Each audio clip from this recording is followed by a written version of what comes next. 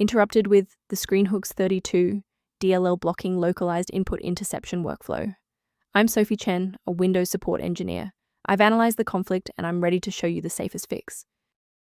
Before we walk through the screenhooks32 troubleshooting, you can access a utility focused on providing a clean system environment. This is the screenhooks32, a generic 32-bit screenhook library. It manages unmanaged memory address hooking required to intercept screen update events and localized visual shifts for remote access or screen recording software. It facilitates the redirection of frame buffer manifests for capture by third-party software engines.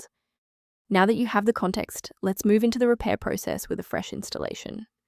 Because screenhooks32 DLL is specific to the Localized Input Interception Runtime Environment standard, Windows repairs won't work, and you should use the official installer for your primary program where the error occurs to refresh the application and restore the file. If no luck was had with the redistributable package, we will escalate the fix by performing a targeted reset of the system state. A quick reboot can determine if the error is transient. While it won't fix a deleted file, it can re-establish the connection between your software and the screenhooks32 file if the path was temporarily busy. Make sure to save your spot by bookmarking this video or hit the like button before you restart so you don't have to search for it again.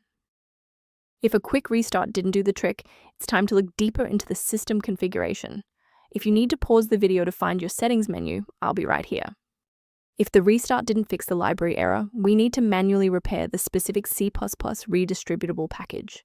First, go to Control Panel, then select Programs and Features.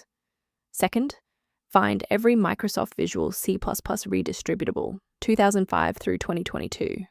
Third, right-click each and select Change, then select Repair. If that fails, download the latest all-in-one VC++ redistributable package from Microsoft's website. Please note that for DLL files with numbers, the number tells you which version to repair. For example, 120 equals 2013. A quick professional note on security. Sourcing components correctly is just as important as the fix itself. Protect your PC by avoiding the temptation of quick manual fixes for screenhooks32. Most free DLL websites are optimized for ad revenue rather than safety, often leading users to download harmful or obsolete software.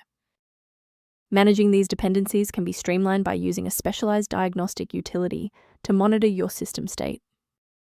If you're addressing screenhooks32 inconsistencies or system resource gaps, the link below provides informational maintenance resources.